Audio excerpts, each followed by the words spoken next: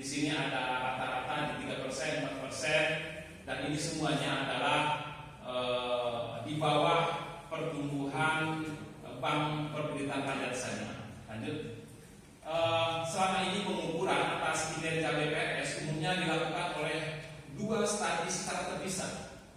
Yang pertama, studi indeks makrosik syariah untuk menghasilkan indeks makrosik syariah di sejumlah BPRS tertentu. Yang kedua, pengukuran yang kedua, studi impact pembiayaan untuk mengukur pengaruh pembiayaan terhadap peningkatan penghasilan nasabah penerima pembiayaan. Dua alat ukur ini dalam studinya terpisah. Yang ketiga, pengukuran kinerja perbankan syariah dengan indeks makrosik syariah diakui belum sepenuhnya atau secara holistik mewakili tujuan dan cita-cita sosial perbankan syariah. Next. Dan ada beberapa indikasi atau identifikasi masalah dalam penelitian ini. Yang pertama, perbankan syariah termasuk BPRS selama ini model bisnisnya terbukti lebih tangguh, terutama di tengah krisis, namun belum diteliti secara bersamaan sejauh mana outreach dan impact pembiayaan serta skor indeks makrosik syariah. Yang kedua, keadilan yang menjadi tuntutan pokok makrosik syariah mengharuskan BPRS untuk memprioritaskan outreach dan impact dari pembiayaan. Namun studi IMS tidak sepenuhnya menyentuh outreach dan sama sekali tidak melibatkan impact pembiayaan karena sumber datanya hanya laporan keuangan tahunan BUS atau BPRS yang bersumber dari data OJK.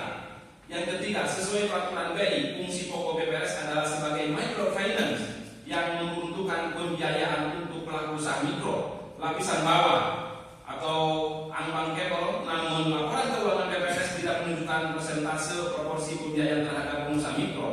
Outreach dan impact pembiayaan merupakan dua indikator kinerja sosial dari microfinance di samping kinerja finansial berupa keuntungan. Namun dua indikator ini belum sepenuhnya diterapkan. Studi impact selama ini dilakukan secara terpisah dari studi IMS. Padahal impact dan outreach merupakan realisasi keadilan yang menjadi target pokok makrosik syariah. Bukti-bukti empirik menguatkan kontribusi positif pembiayaan BPRS terhadap penguatan usaha mikro. Kemudian berdasarkan identifikasi masalah tersebut, maka rumusan masalah dalam riset ini adalah yang pertama, berapa indeks makrosik syariah atau IMS BPRS Manado selama tahun 2019, 2020, 2021 dibanding IMS dua BPRS lainnya di Bogor, yaitu BPRS Tegal Beriman dan Insan Cita Arta Jaya.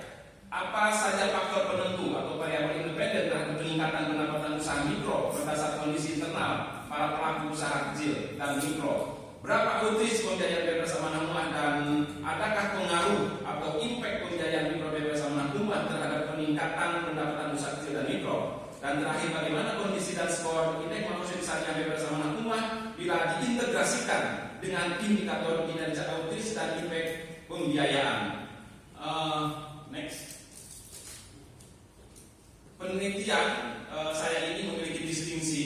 Yang pertama adalah integrasi indeks makrosik syariah dengan outreach dan impact pembiayaan. Integrasi teori IMS yang selama ini dikembangkan oleh atau yang menjadi landasan normatifnya adalah Imam Al-Ghazali dalam kitab Al-Mustasfa dan Imam Asy-Syafi'i dalam Al-Muwafaqah.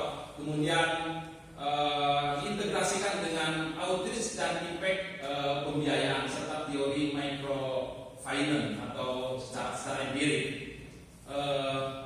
Next. Ini adalah peta konsep dari riset ini. Kita akan berusaha mengukur kinerja microfinance Bank Amanah Umah ini dengan IMS dan indeks makrosik syariah yang mengacu kepada makrosiknya Al-Muzahab dengan tiga dimensi. Yang pertama dimensi tahzibul fard, yaitu dimensi pendidikan atau education.